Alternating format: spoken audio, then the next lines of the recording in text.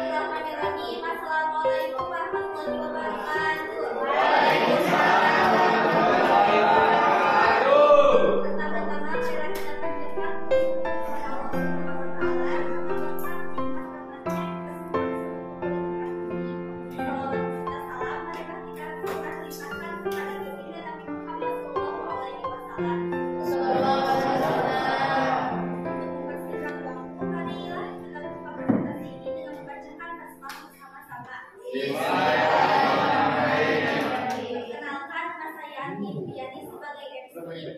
Perkenalkan, nama saya Randy sebagai pemateri. Dewi Rivaldi, pemateri 2. Sunyati, pemateri 3. Dan Najah, pemateri 4. Saya Pilih Pawati sebagai pemateri 2.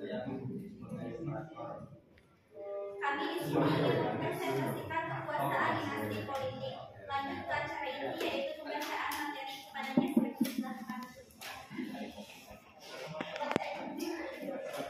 Silakan.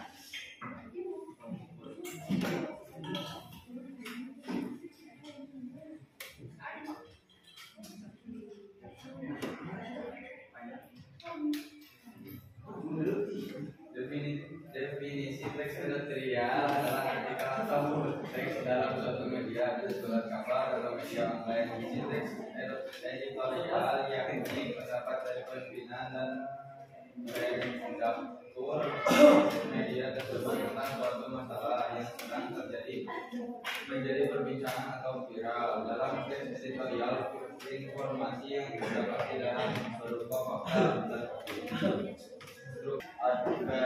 atau sering juga dengan kata-keterangan yang ditulis dengan jelas akan membuat pembaca lebih mudah dalam memahami. Teks editorial salah satu jenis artikel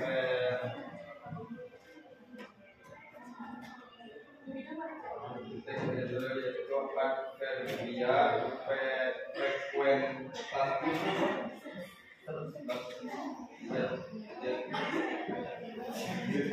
Pengertian politik dinasti adalah proses mengarahkan regenerasi kekuasaan bagi kepentingan golongan tersebut untuk tujuan mendapatkan atau mempertahankan kekuasaan di suatu negara. Apakah wajar apabila jabatan seorang kepala pemerintah diteruskan oleh istri, anak, atau kerabat dekatnya? Di negara kita sedang terjadi praktek penghapusan kekuasaan pada orang-orang terdekat. Politik dinasti adalah fenomena politik munculnya calon dari lingkungan keluarga kepala pemerintahan yang sedang berkuasa. Dinasti politik yang dalam bahasa sederhana dapat diartikan sebagai sebuah rezim kekuasaan politik atau aktor politik yang dijelaskan secara turun-temurun atau dilakukan oleh salah satu keluarga ataupun kerabat dekat.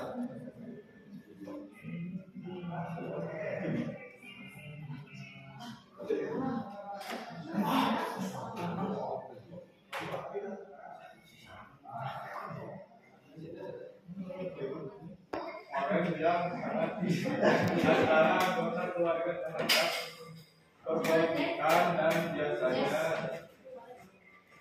orientasi dinasti politik ini adalah kekuasaan. Dinasti politik merupakan sebuah serangkaian strategi manusia yang bertujuan untuk memperoleh kekuasaan agar kekuasaan tersebut tetap berada di pihak dengan cara mewariskan kekuasaan yang sudah dimiliki kepada orang lain yang mempunyai hubungan keluarga dengan pemegang kekuasaan tersebut. Dalam sebuah lembaga politik, mereka yang masih mempunyai hubungan dekat dengan keluarga acap kali mendapatkan keistimewaan untuk menempati berbagai posisi penting dalam puncak hierarki kelembagaan organisasi. Ada pula praktek dinasti politik dengan melakukan pemecahan kongsi kekuasaan politik. Dalam keluarga biasanya hal ini dilakukan dengan salah satu anggota keluarga bergabung dengan partai lain bupati, gubernur, bahkan presiden sekalipun. Menurut dosen ilmu politik Visipol UGM AGN Ari Dewi Payana, resleting kekerabatan itu sebagai gejala neoprimatistik. Gereja sudah lama berakar secara tradisional, yakni autokrasi dan juga masyarakat monarki, di mana pada sistem monarki sebuah kekuasaan sudah jelas pasti akan jatuh kepada putra mahkota dalam kerajaan tersebut. Etika politik suatu yang mengenai suatu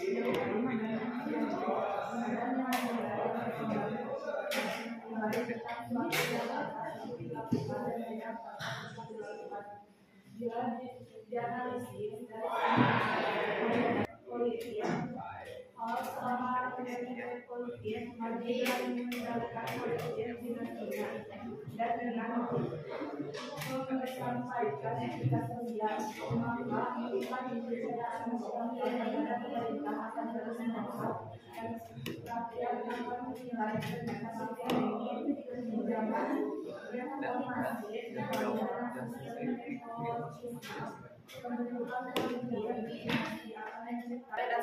dasarnya dibangun atas hubungan keluarga akan menimbulkan ketidakseimbangan ketika faktor keluarga yang sifatnya pribadi bercampur dengan faktor masyarakat yang sifatnya umum dan menyeluruh. Tidak dapat dipungkiri bahwa hal tersebut akan selalu terjadi di mana kepentingan keluarga atau golongan akan menjadi suatu prioritas yang utama di atas kepentingan umum dalam sebuah dinasti politik.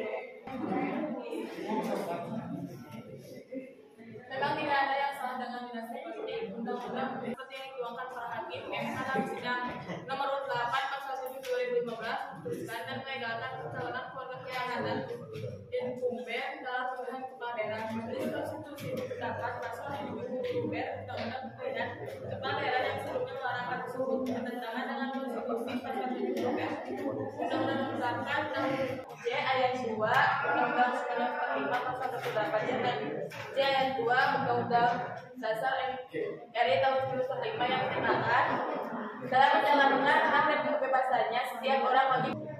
Tanggapan: kalau berkoalisi kekuasaan itu secara langsung, saat ini di negara demokrasi kita politik dinasti ini dilakukan melalui jalur politik prosedural.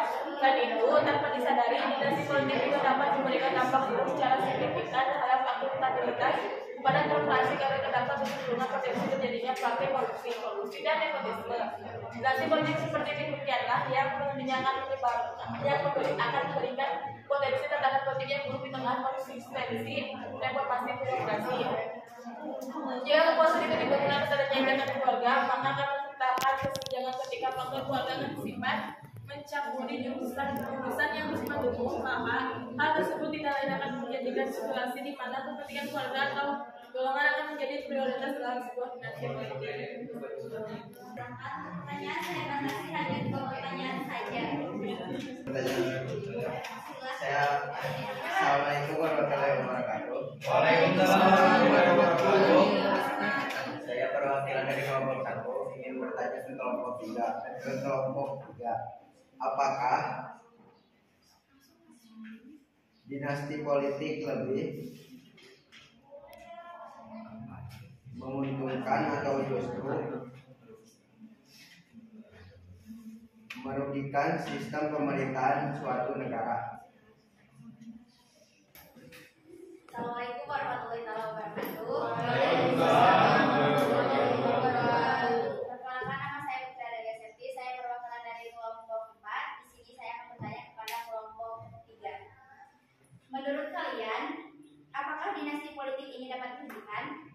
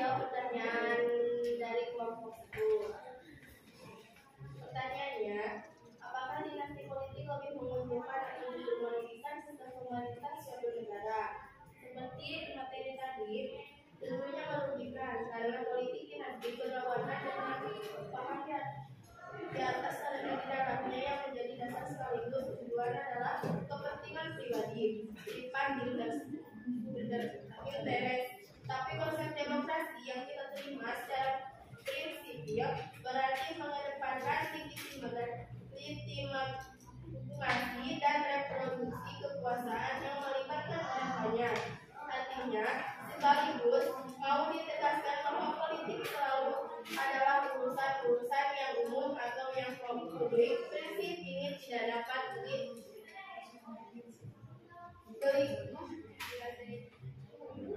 dikebang. Media dan eksploitasi budaya patriarkalis yang masih kuat. Pada akhirnya, yang lebih penting adalah kita tidak boleh lupa bahwa nama di depan Indonesia adalah republik. Bentuk ini dipilih bukan tanpa sebab. Di dalam republik ada pendirian, cita-cita dan etika. Dalam pengertian yang paling sederhana, republik adalah tanda dari penentangan yang serius terhadap politik dinasti yang disampaikan oleh Sekuryati. Bagaimana bisa dapat dipahami?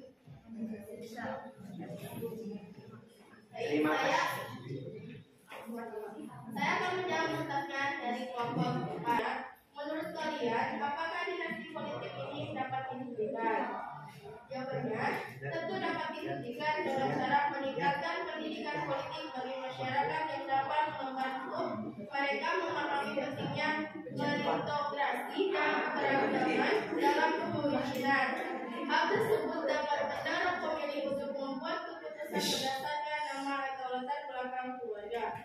Peran media juga sangat penting sebagai wadah untuk memberikan wawasan yang dalam tentang dampak dinasti politik dan tata kelola tentu dapat meningkatkan kesadaran publik dan mendorong debat yang lebih luas tentang pentingnya keberagaman dan inklusivitas dalam representasi politik. Pada akhirnya, pengaruh dinasti politik terhadap suara pemilih adalah hasil dari dinamika kompleks antara keakraban dan warisan versus kebutuhan akan pembaharuan dan integrasi dalam pemimpinan politisisme pemilih terhadap sistem politik yang berlangsung. Apakah dapat dipahami?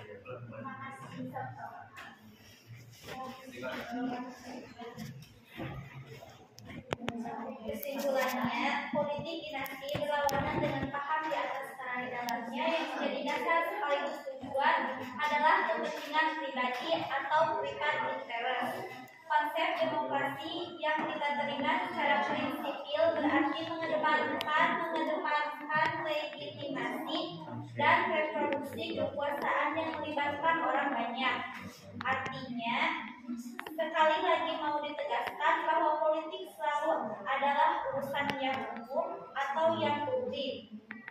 Prinsip ini tidak dapat dibelenggu dengan manipulasi uang, media, dan eksploitasi budaya kontrasase yang masih kuat. Pada akhirnya, yang lebih penting adalah ketika tidak boleh lupa bahwa nama depan Indonesia adalah republik. Bentuk ini dipilih bukan tanpa sebab. Di dalam republik ada pendirian, cita-cita, dan etika. Dalam pengertian yang paling sederhana, republik adalah tanda dari penentangan yang serius terhadap politik dinasti.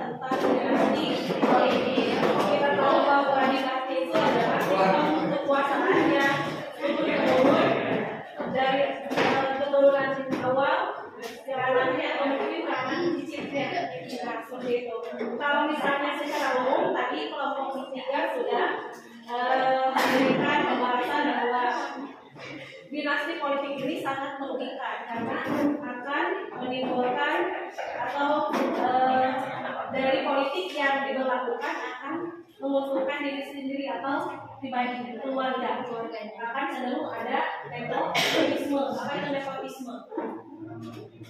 Mementingkan diri sendiri atau keluarga sendiri. Kalian sepakat?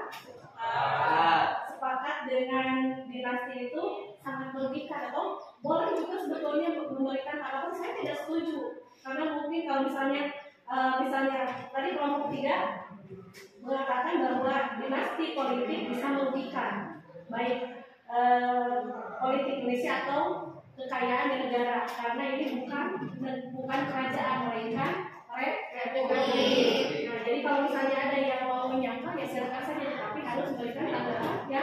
logis dengan apa yang disampaikan oleh atau yang disanggah oleh kita. Tadi sepakat semuanya. Sepakat. Kemudian yang kedua, apakah bisa berdialektika? Bisa. Seperti apa? Tadi sudah dijelaskan ya. Jadi cara pemberian memperhatikannya seperti apa tadi? Dengan membuat kebijakan baru dengan sistem demokrasi. Demokrasi itu apa? Dari rakyat. Memang pada prinsipnya paham tersebut demokrasi yang bagus, tetapi ketika di lapangan kalian lihat sekarang banyak suara-suara yang bisa dibeli dengan uang, atau tidak? Ketika ada calon-calon jabatan pemerintahan, misalnya di DPRD atau di DPR RI, masyarakat itu yang pertama kali adalah pemilihannya selain dari politik uang atau money politik, itu juga melihat dari kepopuleran calon. Pernah kemarin kalian sudah nyoba belum? Pernah. Ada yang viral. Ada. Salah satu artis karena sering muncul di televisi, walaupun tidak tahu ya sudah coba saja. Jadi sekarang di Indonesia itu selain dari money politik yang diberlakukan untuk banyak suara adalah kepopuleran. Makanya dari kata yang tadi di garis bawah dinasti politik itu kenapa kita memilih dari anak-anak pejabat atau yang sekarang sedang menjabat, karena populer. Nah, tidak tahu nanti kinerjanya seperti apa. Yang jelas kita lihat saja ketika beliau sudah dilantik, sudah menjadi pejabat, kalau misalnya bagus ya kita setuju saja ya dengan jabatannya. Tetapi kalau misalnya ternyata nepotisme dan korupsi semakin merajalela, ya masyarakat rakyat pasti bakal turun tangan dengan cara demo atau menurunkan langsung pimpinan. Nah itu. Baik, kelompok 3 berikan aplaus lagi.